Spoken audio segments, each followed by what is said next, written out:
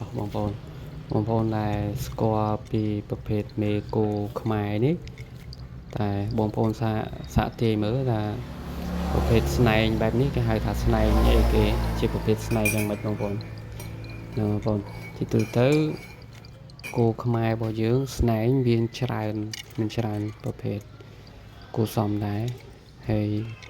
តែស្នែងមួយនេះគឺជាស្នែងរបៀបកថេកដូចកបីហ្នឹងបងប្អូនហើយប្រភេទស្នែងដែលស្អាតជាងគេតាមដែលខ្ញុំជួបកន្លងមកគឺជាប្រភេទគោដែលមានស្នែងរាងគេហៅប្រក់នៀករាងកោងឡើងទៅលើហើយ